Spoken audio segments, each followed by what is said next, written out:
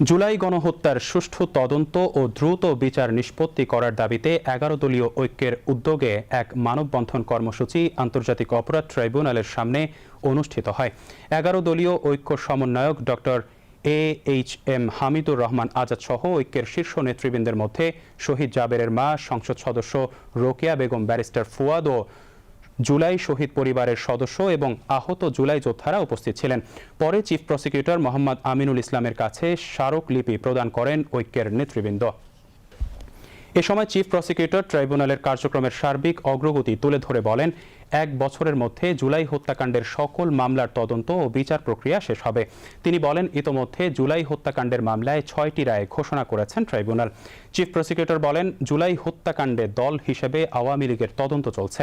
এছাড়াও যে সকল রাজনৈতিক দল জুলাই হত্যাকাণ্ডে জড়িত তাদের বিচার প্রক্রিয়ায় আনার কাজ চলমান রয়েছে।